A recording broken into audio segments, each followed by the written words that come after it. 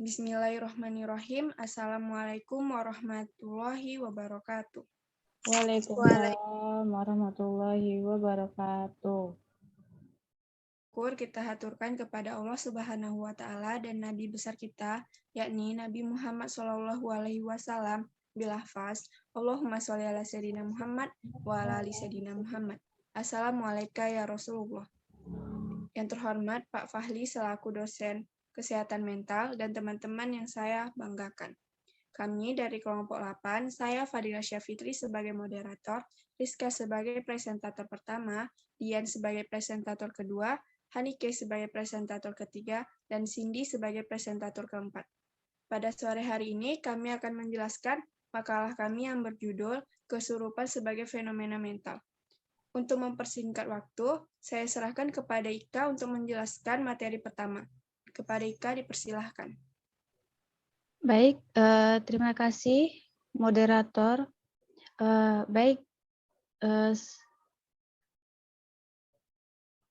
Saya akan menjelaskan pengertian dari kesurupan. Dalam Kamus Bahasa Indonesia, kesurupan berasal dari kata surup, yang artinya kemasukan atau setan roh, sehingga bertindak yang aneh-aneh. Dalam Kamus Bahasa Inggris yang disusun oleh John M. Eccles dan Hasan Sadili, kata kesurupan disebut dengan trance. Trance adalah suatu perubahan status kesadaran dan menunjukkan penurunan responsivitas terhadap stimulasi lingkungan.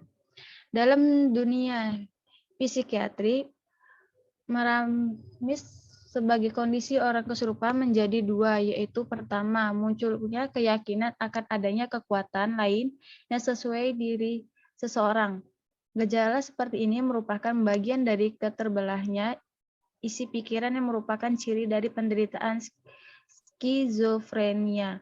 Bentuk keyakinan seperti itu disebut juga waham. Kedua, yaitu orang yang kesurupan mengalami metamorfosis total. Ia menganggap dirinya dengan orang lain atau benda tertentu. Gejala seperti ini sering dilihat pada orang yang mengalami gangguan disosiasi. Jika pemicunya adalah konflik atau stres psikologik, keadaan ini disebut dengan reaksi disosiasi yang merupakan subjenis dan neurosa hektetrik.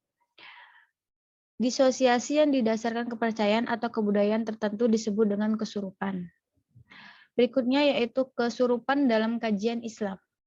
Kesurupan dalam agama dalam artian sempit ialah seperangkat kepercayaan, dogma, peraturan etika, praktek penyembahan, amal ibadah terhadap Tuhan atau dewa-dewa tertentu. Dalam arti luas, agama adalah suatu kepercayaan atau seperangkat nilai yang menimbulkan ketaatan pada seseorang atau kelompok tertentu kepada sesuatu yang mereka kagumi, cita-citakan, dan hargai. Fenomena kesurupan juga dapat dijelaskan secara gamblang dalam ilmu agama, khususnya agama Islam. Kesurupan menurut Syekh Wahib Abdussalam Bali adalah ketimbangan yang menimpa akal manusia sehingga tidak dapat menyadari apa yang diucapkannya dan tidak dapat pula menghubungkan antara apa yang telah diucapkan dengan apa yang akan diucapkannya. Individu yang mengalami kesurupan mengalami kehilangan ingatan sebagai akibat dari ketimpangan staf otak. Ketimpangan di atas fenomena kesurupan ialah kekacauan dalam ucapan, perbuatan, dan pikiran. Di antara ayat Al-Quran yang berbicara tentang kesurupan adalah surat Al-Baqarah ayat 275 yang artinya orang-orang dan makan atau mengambil riba tidak dapat berdiri melainkan seperti orang yang memasukkan setan lantaran tekanan penyakit gila. Di antara fenomena kesurupan ini adalah kekacauan dalam ucapan, perbuatan, dan pikiran. Al-Hafiz Ibnu Qasim rahimahullah dalam Fathul Bari mengatakan kesurupan bisa jadi karena gangguan jin dan tidak menjadi kecuali dari mereka yang berjiwa kotor, kemungkinan mereka baiknya sebagai jenis manusia atau karena menimpanya gangguan kepadanya semata-mata.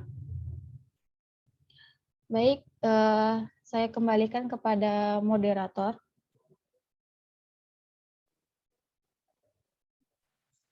Baiklah, selanjutnya penjelasan dari presentator kedua yaitu Dian. Kepada Dian dipersilahkan.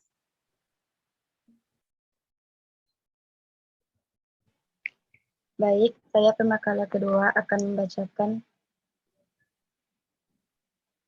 materi kelompok kami. Kesurupan dalam kajian psikologi. Psikologi adalah ilmu perilaku.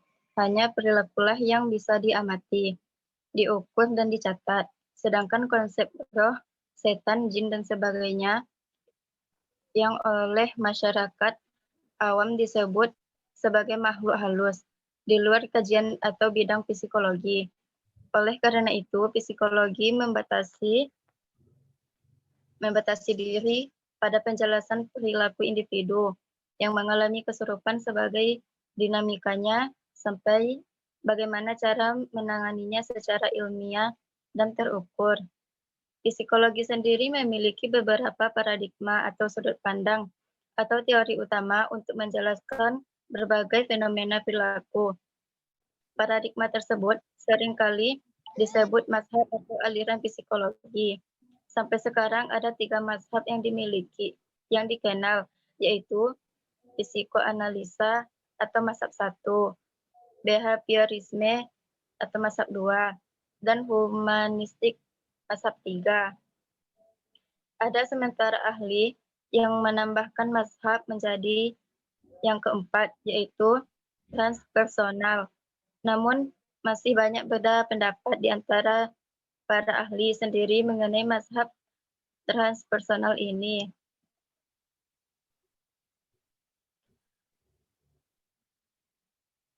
Karena pendekatan yang dianggap kurang ilmiah dan lebih fenomenologis. Adapun 3 mazhab yaitu A. Psikoanalisa.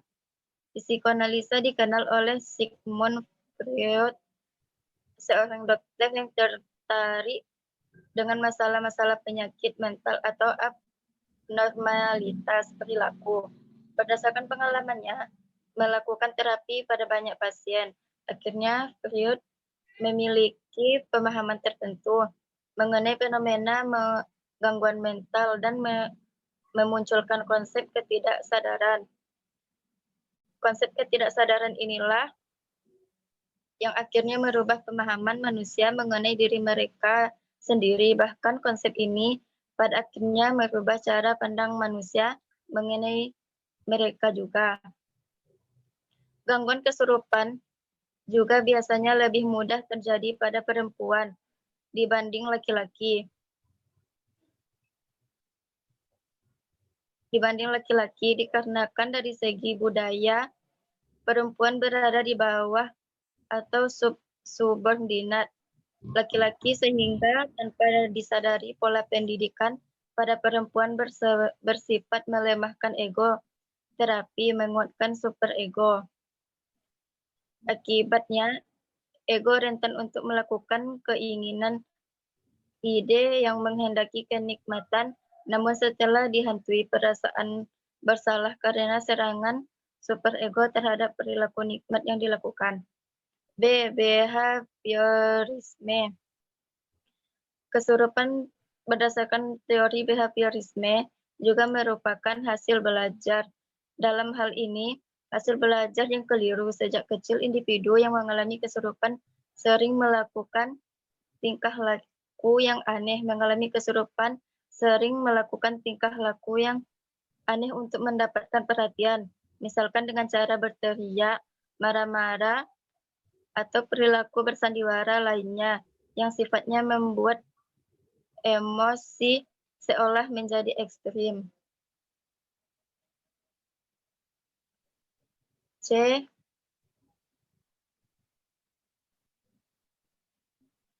Humanistik. Kesurupan menurut pandangan humanistik merupakan salah satu gejala terhambatnya potensi yang dimiliki untuk dapat direalisasikan karena individu berada dalam lingkungan yang tidak sehat. Menurut DSM-V, individu dengan gangguan identitas atau kesurupan termasuk di dalamnya, secara khusus melaporkan berbagai macam bentuk penanganan salah secara interpersonal selama masa kanak-kanak dan dewasa. Lingkungan yang menekan situasi hidupnya yang dirasakan mengancam individu, meskipun tidak terlihat karena subjektif sifatnya, membuat individu yang bersangkutan menjadi kurang sejahtera. Namun bila situasinya terus-menerus menekan dan mengancam menjadi kurang sejahtera. Namun bila situasinya terus-menerus pada akhirnya akan melemah dan habis serta keutuhan psikologi selama ini juga lama-kelamaan akan pecah juga.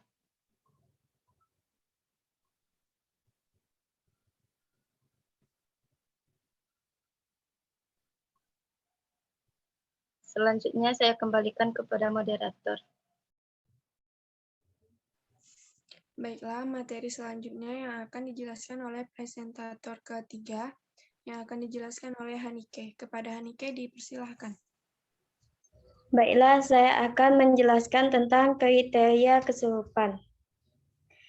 Kesurupan dalam DSM 4-TR termasuk dalam gangguan disosiatif yang tidak ditentukan atau NOS, termasuk dalam kriteria diagnostik gangguan transdisosiatif.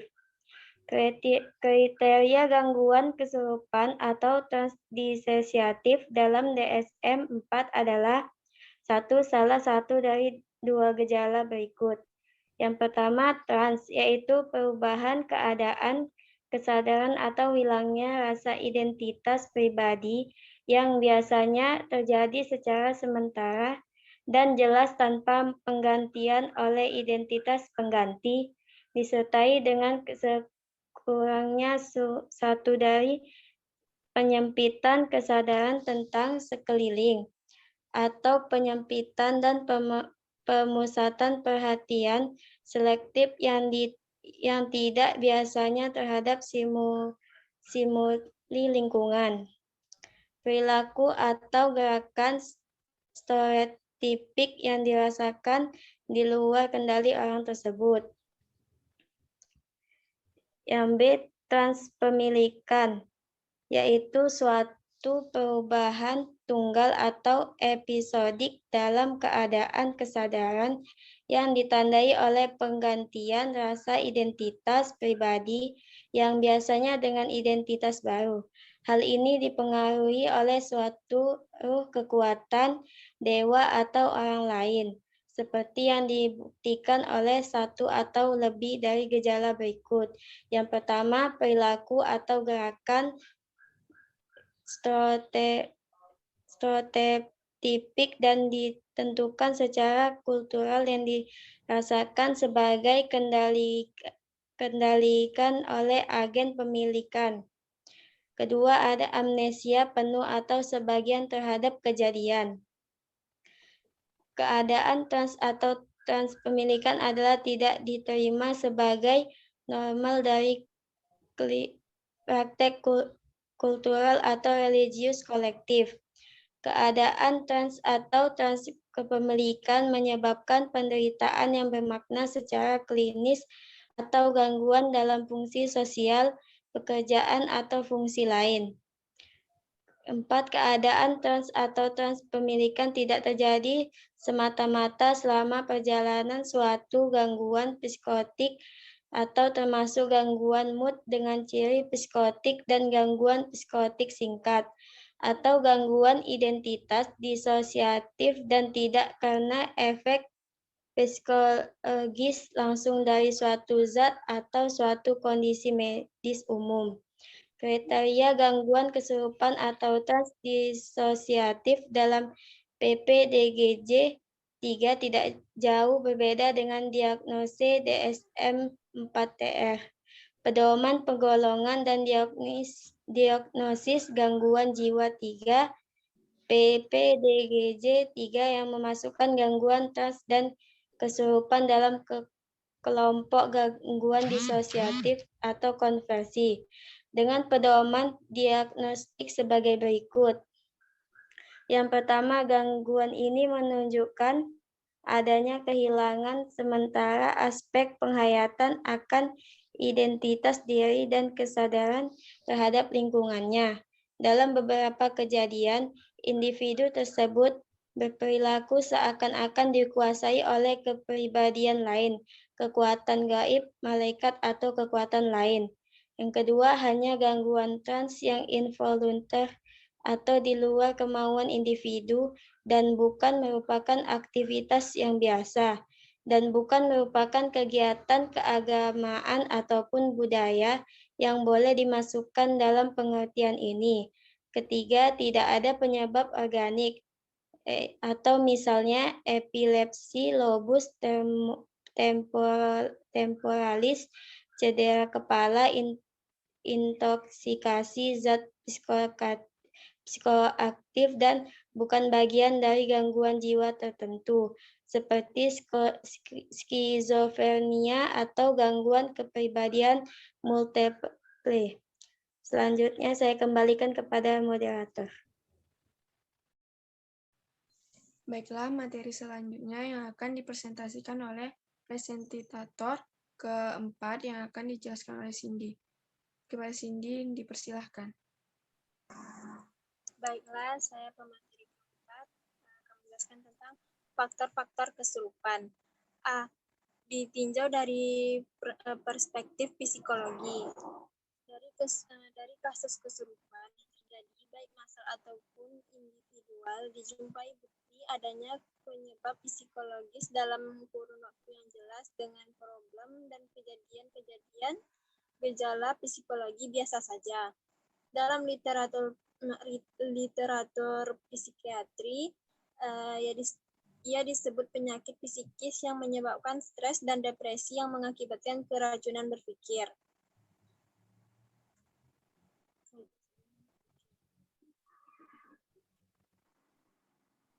Barlow dan Duran menyatakan ketika individu merasa terlepas dari dirinya atau lingkungan sekelilingnya seolah-olah ia seperti bermimpi, maka dapat dikatakan ia memiliki pengalaman disosiatif.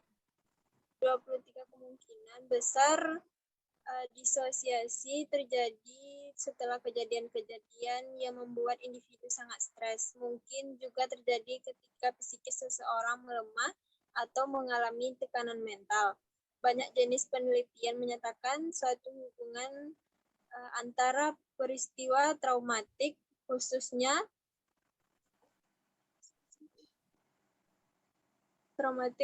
penyiksaan fisik dan seksual pada masa anak-anak dengan disosiatif.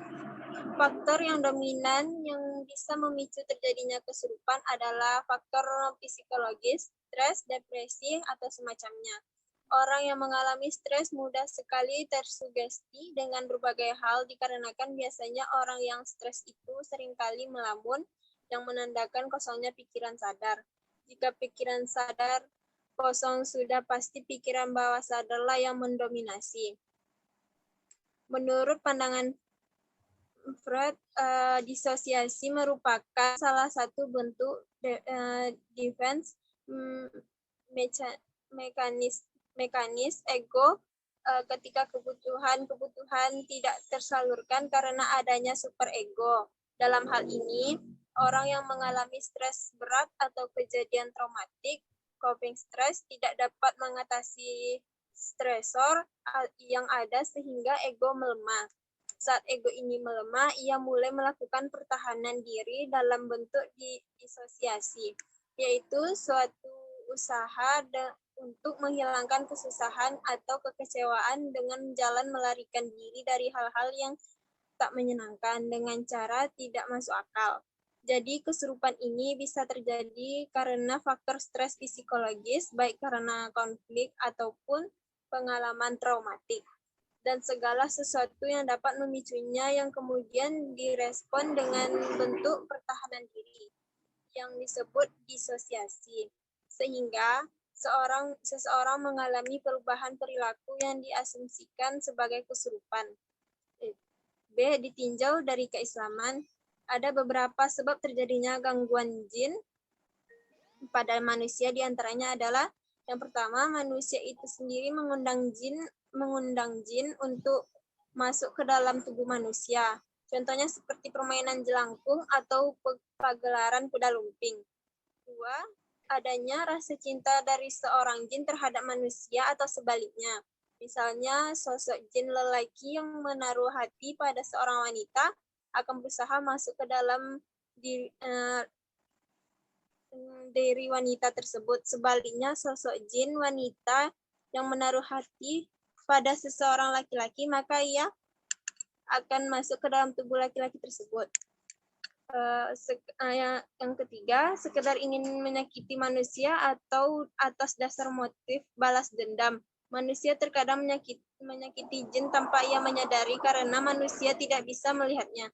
Misalnya menyiramnya dengan air panas, menginjaknya, atau terjatuh dari tempat yang tinggi lalu mengenai jin tersebut, atau sengaja ataupun tidak disengaja.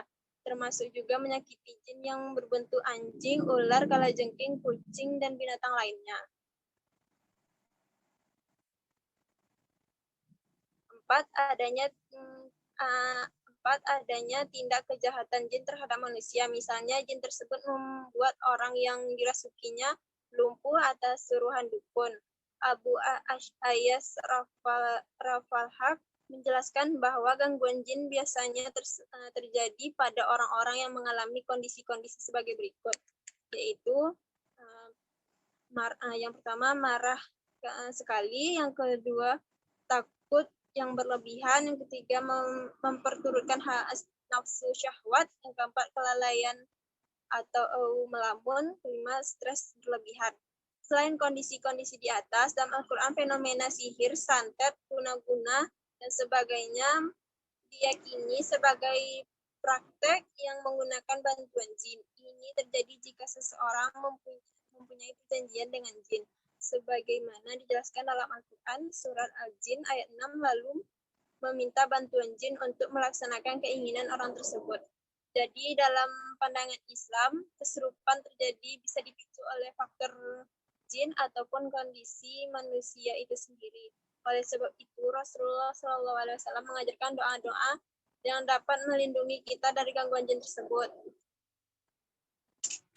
Selanjutnya, saya serahkan kepada moderator. Baiklah, sekian yang dapat disampaikan oleh kelompok 8. Selanjutnya, kita masuk ke dalam sesi diskusi. Untuk teman-teman yang telah melihat video ini, dipersilakan untuk bertanya di kolom komentar. Sekian yang dapat saya sampaikan, lebih dan kurangnya saya mohon maaf. Wabillahi taufiq wal hidayah. Wassalamualaikum warahmatullahi wabarakatuh. Waalaikumsalam warahmatullahi wabarakatuh.